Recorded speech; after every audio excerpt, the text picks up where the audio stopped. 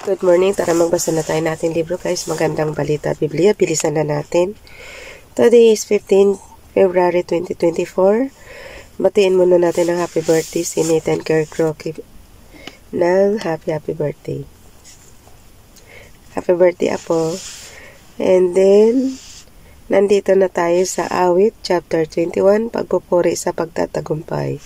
Kata ni David upang awitin ng punong mga awit. Awit chapter 21 verse 1, natutuwa ang hari Yahweh dahil sa bigay mong lakas, dahil sa iyong tulong siya ay nagagalak. Verse 2, iyong binigay ang kanyang inaasam, ipinagkaloob mo ang kanyang kahilingan sila. Awit chapter 21 verse 3, nilapitan mo siya at lubos na binasbasan, dalisay na ginto, korona sa ulo niya ay inilagay. Verse 4, humiling siya ng buhay at iyong ibinigay, ng mahabang buhay na magpakailanman. Verse 5, dahil sa tulong mo, dakila ang kanyang karangalan, dangal at kadakilaan sa kanya iyong ibinigay. Verse 6, pagpapala mo na sa kanya magpakailanman, ang iyong patnubay dulot sa kanya kagalakan. Verse 7, sa kataas-taasang Diyos, ang hari ay nagtitiwala dahil sa tapat na pag-ibig ni Yahweh di siya ay nababahala. Verse 8, dadakpin ng hari ang lahat niyang mga kaaway, bibihagi niya ang bawat isa na sa kanya ay nasusuklam. Verse 9, sa kanyang pagdating sa apoy sila'y susunugin, sa galit ni Yahweh sa apoy sila'y tutupukin. Verse 10, walang matitira sa kanilang lahi sapagkat sila'y lilipulin ng hari. Verse 11, sa masasamang balak nilang gawin laban sa kanya, walang anumang magtatagumpay sa mga plano nila. Verse 12, sila'y kanyang papanain, sila'y uurong at patatakbuhin. Verse 13, Awit chapter 21 verse 13, pinapuri ka namin Yahweh sa taglay mong kalakasan, aawit kami at magpupuri dahil sa iyong kapangyarihan. Awit chapter 22, panambitan at awit ng papuri, kata ni David upang awitin ng punong mga awit, ayon sa tono ng isang usa sa bukang liwayway. Awit chapter 22 verse 1. Bilisan na natin guys, naririnig ko na sasakin sa labas. Late na naman ako. Awit chapter 22 verse 1, O Diyos ko, bakit mo ako pinabayaan? Sumisigaw ako ng saklolo, ngunit bakit di mo ako tinutulungan?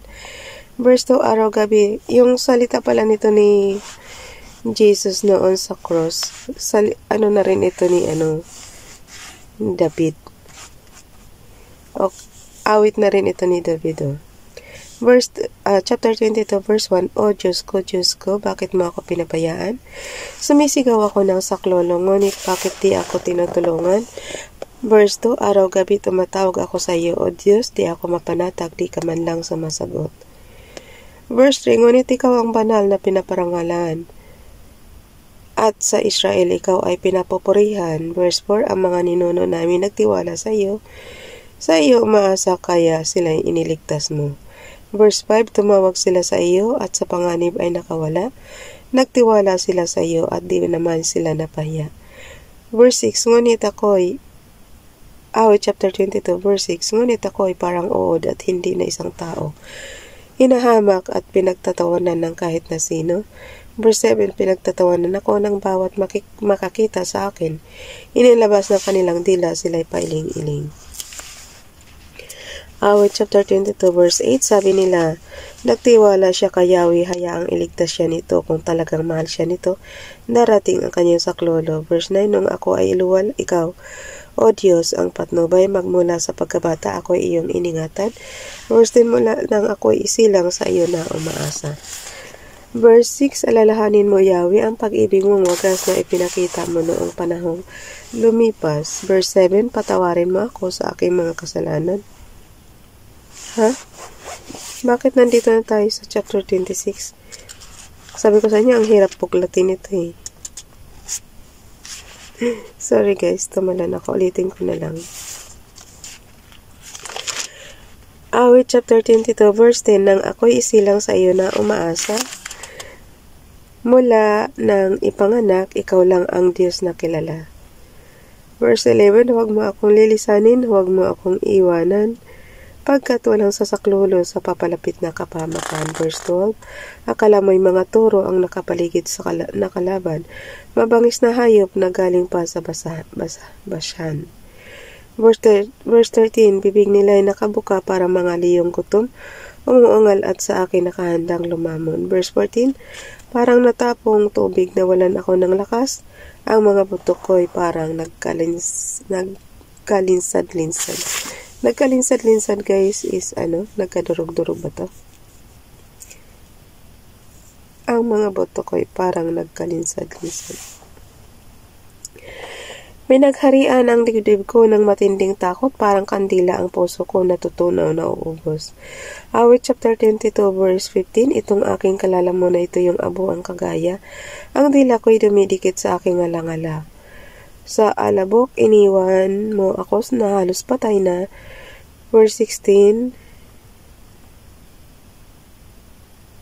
Verse 16 guys. Isang pangkat. Pakisabayan ako ng basa. Awit chapter 22 verse 16. Isang pangkat ng salarin sa akin nakapaligid para ako nasa gitna ng mga asong ganid. Mga kamay at pako'y kanilang pinupunit. Verse 17. Kitang-kita ang lahat ng aking mga buto tinitingnan at nilalait ng mga kaaway ko.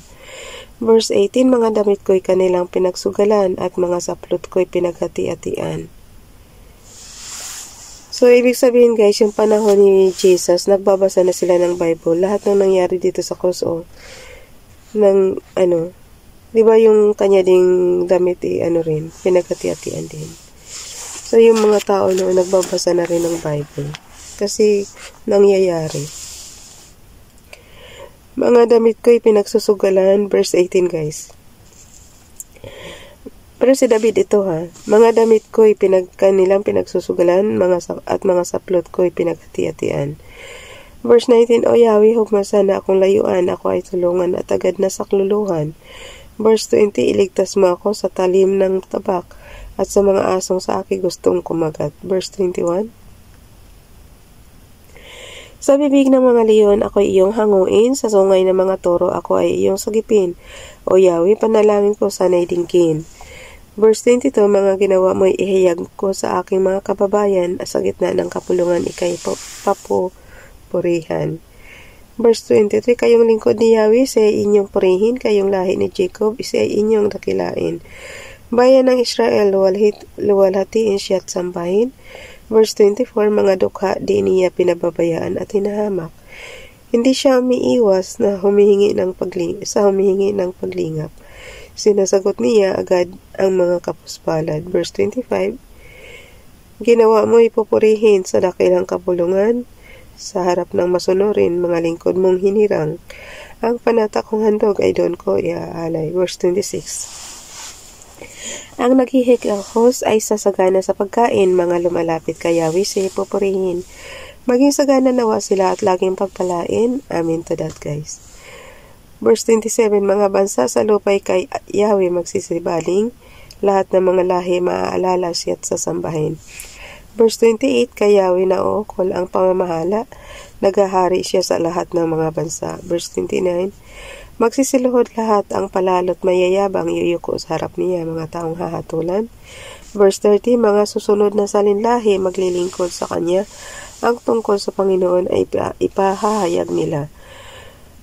Awit chapter 22 verse 31, maging ang mga di pa isinisilang ay babalitaan, iniligtas ni Yahweh ang kanyang bayan. Bukas na itong chapter 22 guys. Si Yahweh ang ating pastol. Wala ayoko talagang gumatake na naman yung dry cough ko kasi. For 16 February 24. Bye everyone. God bless.